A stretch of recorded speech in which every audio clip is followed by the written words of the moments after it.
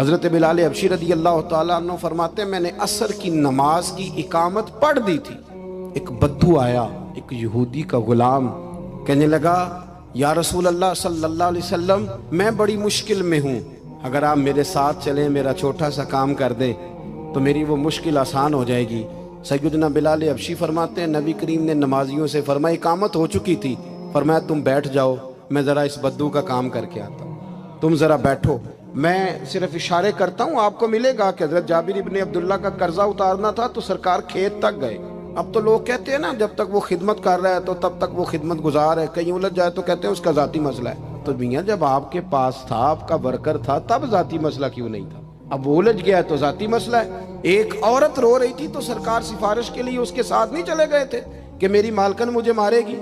یہی وجہ تھی کہ حضور کے غلاموں میں وہ درد آیا۔ امیر المومنین سیدنا فاروق اعظم چہرے پہ نقاب اوڑھ کے رات کو گھوم رہے ہیں، سامنے ایک خیمہ نظر آ گیا۔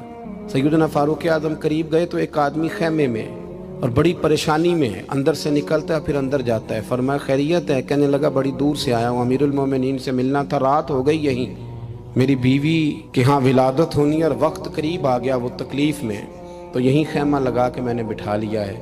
تو غلام آپ کون ہیں؟ تو حضرت عمر کہنے لگے تو مجھے چھوڑ میں ابھی آیا۔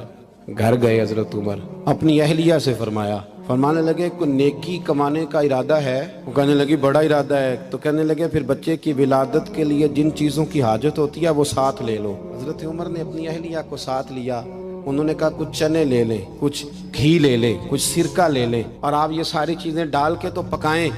حضرت فاروق اعظم رضی اللہ تعالیٰ عنہ نے چولہا جلایا۔ وہ شخص کہتا ہے جب عمر پھونکے مارتے تھے نا آگ میں تو میں ان کی داڑھی سے دھواں نکلتے دیکھتا تھا۔ حضرت عمر نے چولہا جلایا، اوپر کھانا رکھا، وہ جو کہا تھا وہ آپ کی اہلیہ اندر چلی گئی خاتون کے پاس۔ وہ شخص کہتا ہے میں نے 2-3 دفعہ حضرت عمر کو کام بتایا تو میں نے سمجھا کوئی غلام ہے، امیر المومنین نے ڈیوٹی لگائی ہے کہ رات کو مسافروں کا خیال رکھنا، تو میں انہیں کہتا غلام ادھر آ پانی لے کے آ، تو عمر دوڑے آتے، وہ ڈیوٹی کرتے رہے۔ جب بچے کی ولادت ہو گئی تو اندر سے جناب عمر کی اہلیہ بولی، کہنے لگی امیر المومنین مبارک ہو، اللہ نے آپ کے دوست کو بیٹا دیا ہے۔ وہ شخص کہتا ہے میرے ہاتھ میں پیالہ تھا، دھڑام سے گرا، میں نے تو عمر کا جلال سنا ہوا، میں نے کہا آپ امیر المومنین ہیں، آپ عمر ہیں، کیا خیال ہے آپ کا؟ لوگ باتوں سے بڑے ہوتے ہیں، کردار انسان کو بڑا کرتا ہے۔ حضرت فاروق اعظم سے کہنے لگے آپ عمر ہیں؟ جناب فاروق اعظم کہنے لگے ہاں میں عمر ہوں، تمہیں ضرورت کی ساری چیزیں میں نے دے دی ہیں، باقی صبح آنا اور جس کام تم آئے ہو وہ بھی کیا جائے گا۔ اس نے پیر پکڑ لیے، امیر المومنین مجھ سے غلطی ہو گئی۔